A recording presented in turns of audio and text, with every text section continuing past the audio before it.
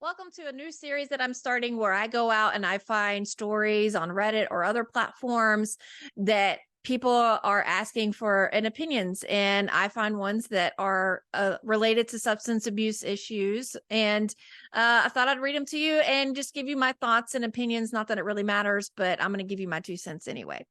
So our first story is actually coming from a Reddit story. It is Am I the a-hole for saying a part of the reason I fell into addiction. I'm really glad I found something from Am I the a-hole on Reddit because these are some of my favorites. So I'm really excited about this. So I, 23, have 3 siblings, 20 female, 26 female, and 28 male. My parents were always working, so my brother was always there for us. He was the one that babysit for us every day. He made sure we went to school and extracurriculars safely and back. He was the one who got on our parents' back about paying for extracurriculars. My younger sister is autistic. She had a food sensitivity, and my brother was the only one able to make her food or have the patience to make it the way that she wanted it. So when my brother left for college, which was a state away, we lost our structure. My parents and I were always arguing, and my sister started having more breakdowns because my parents didn't understand how she liked her food or her routine. Plus, at the time, she was sleeping with my brother most nights because she didn't like sleeping by herself, and nobody liked sleeping with her because she snored. And she was pretty particular about stuff like that. Like if she brushed before bathing or if she ate after her nightly brush. At the time, she was like 7 and I was 13, and only my brother could really get her like that. So everyone in my family was having trouble catering to her because we didn't realize how much effort my brother put into helping her not have breakdowns. So we went from a peaceful house to constant fighting. My mom stopped paying for our extracurriculars because no one could take me. No one was here to play mediator. And when my brother called, he rarely spent more than 5 minutes on the phone and rarely came home. I got depressed quickly and I turned to substances when I was 17.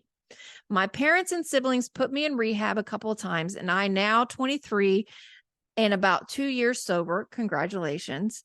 My siblings and I recently had dinner to celebrate my 2-year recovery, my sister's idea. My brother and I aren't as close as he is to my other siblings, and I think a large part of that is due to the drug abuse in the past.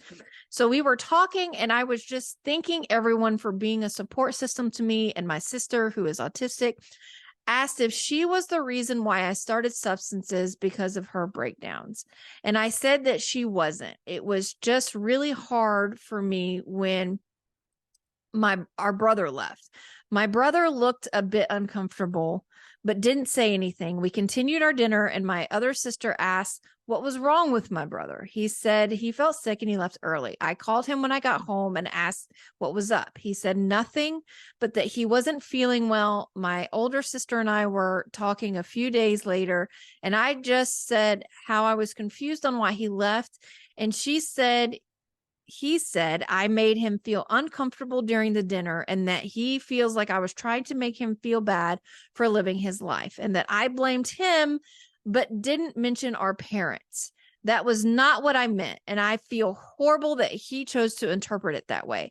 But I also feel kind of sad that he chose to tell my sister instead of telling me he was uncomfortable and clarifying the issue. Am I the a-hole? Was I wrong to have said what I said?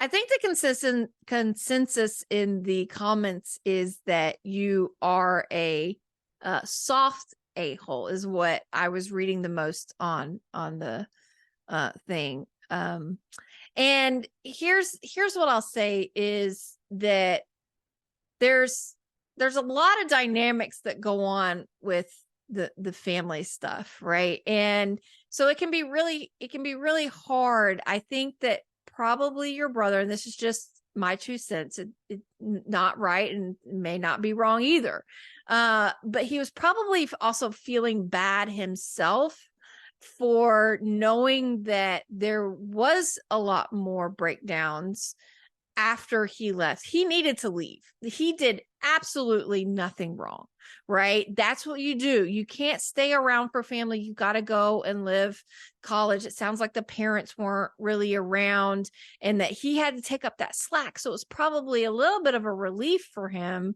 to leave to go to college. I can only imagine. And that he probably felt bad.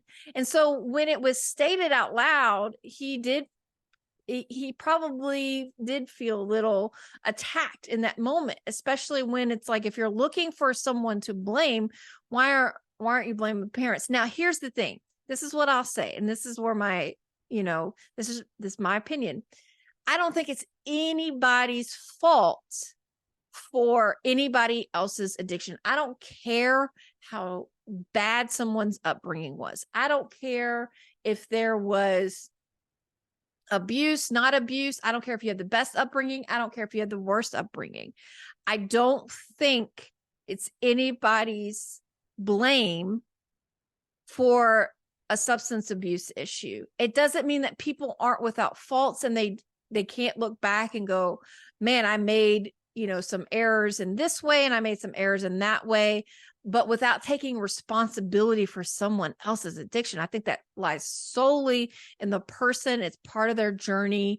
It just is. It's just the way that it is. If we started blaming our upbringings and our parents or whatever, I think the whole world would probably be addicted in some way. So I think it goes much deeper than how someone was raised or not raised in that. So that's one of my opinions. I think there is definitely a conversation with the brother that needs to happen, a big conversation about, the feelings, maybe some of what he was experiencing. And I think that's where the sister can start is, hey, I know that this must have been rough. Can you tell me more about your journey through all of this? And maybe not even talk about the substance abuse until later, until maybe he brings it up. But I think that it sounds like maybe what he needs is to just be heard about how maybe tough things were for him too, because he sounds like he became the parental figure and, having an autistic sister that he's trying to take care of, because it sounds like his parents weren't really there and they weren't certainly attentive enough to understand maybe what her needs were. That can be rough on everyone. So I think that this family would do good to just have some of these difficult conversations, but those are never really easy. What I'll say is, because of the context and the way that the question was framed, and then to bring up, that it was really rough, I can also see, even though that was not your intention, why he may have interpreted it like that. And I think a clarifying conversation, I think a soft, you're the a-hole is deemed here. And I mean, even that seems a little rough. I don't know that you're an a-hole as much as I think we've all put our foot in our mouths. And I think in that moment, you said something and something got really interpreted incorrectly, but for reasons that, are logical as to why he would interpret and then get upset. And then maybe not want to talk to you about it right away, because maybe he needed to process his own feelings, because I'm sure in that moment, a lot of stuff got brought up for him too, that he needed to process. So this is just a conversation, a soft thing. This will be really great for you to be able to come back and have that conversation with him. So soft a-hole, but I wouldn't beat yourself up too much over it.